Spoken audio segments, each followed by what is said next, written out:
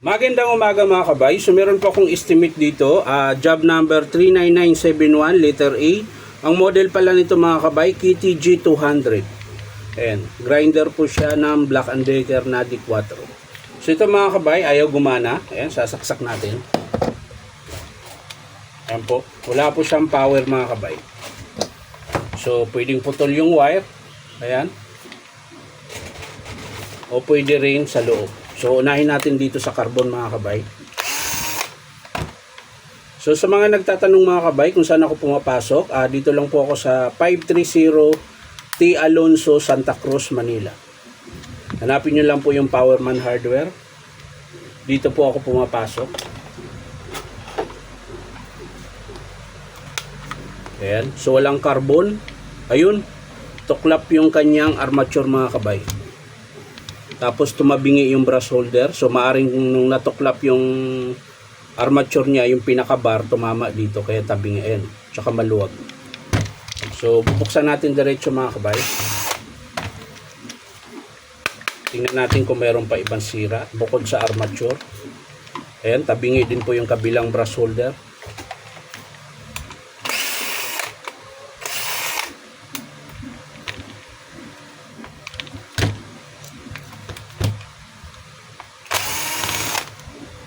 Kailangan natin buksan yung gearbox dahil hindi mo mahugot yung screw kung hindi mo paunahin yung sa harap.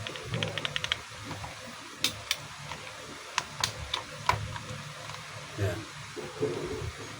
So yung gear niya mga kabay medyo manipis na rin pero pwede pa naman.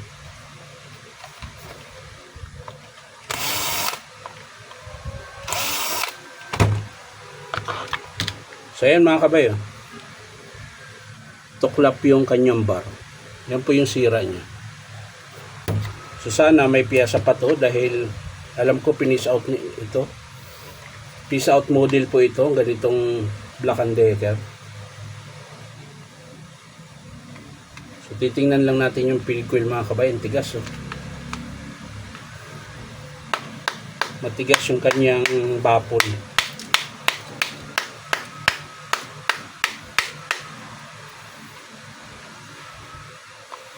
Parang may nakadikit.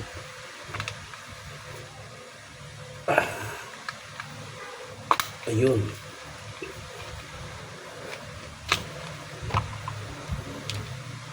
So ayun, dito sa kanyang field coil mga kabay. Okay pa naman, medyo maitim lang.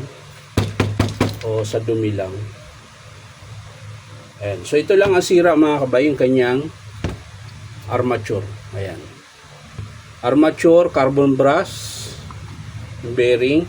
So okay pa yung bearing sa harap, ganun din mga kabay. Yung kanyang gear, punasan natin para makita natin kung meron tama o wala. So okay pa naman yung kanyang gear mga kabay. Ayan.